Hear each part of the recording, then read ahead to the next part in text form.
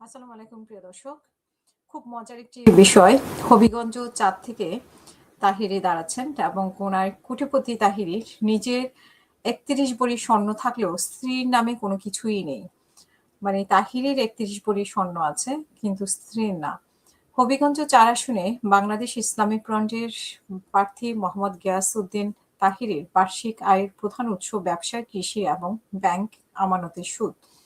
নির্বাচন কমিশনের জমা দেওয়া হলফনামা অনুযায়ী তার মোট সম্পদের পরিমাণ প্রায় ১,৮০,০০,০০০ টাকা হলেও তার উপর নির্ভরশীলদের নামে কোনো সম্পদ দেখানো হয়নি। এমনকি স্ত্রীর নামে কোনো অলংকার বা নগদ অর্থ না থাকায় বিষয়টিও হলফনামায় উল্লেখ করেছেন এই আলোচিত বক্তা। গিয়াসউদ্দিন তাহিরি তার হলফনামায় উল্লেখ করেন যে তিনি পেশায় একজন ব্যবসায়ী এবং তার স্ত্রী গৃহিণী। সম্পদ যা আছে সবই নিজের নামে, স্ত্রীর নামে কিছুই নেই। এমনকি স্বর্ণ গয়নাও নেই। তবে নিজের নামে স্বর্ণ আছে ৩১ ভরি। আয়ের খাত ব্যবসা, কৃষি ও ব্যাংক সুদ।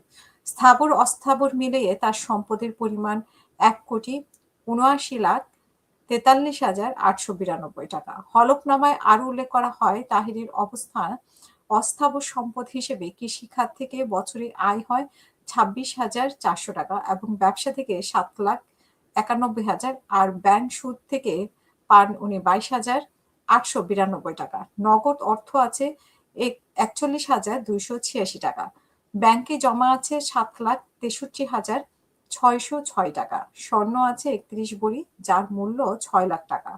এছাড়া আসবাবপত্র আছে ৫ লাখ টাকা। এই হিসেবে তার মোট অস্থাবর সম্পদের পরিমাণ দাঁড়িয়েছে ১৯,০৪,৮৯২ টাকা। হলফনামায় গিয়াসউদ্দিন তাহিরি উল্লেখ করেন তার বাড়ি কুমিল্লা জেলার দাউদকান্দি উপজেলার বাজরা গ্রামে। হবিগঞ্জের মাধবপুরে তার শ্বশুর বাড়ি। সেই সূত্রেই তিনি এই আসনের প্রার্থী হয়েছেন। তাহিরির বিরুদ্ধে ৩টি মামলা রয়েছে, সবগুলোই চলমান। প্রতিটি মামলায় দায়ের হয়েছে ২০২৪ সালের ৫ই আগস্টের পর।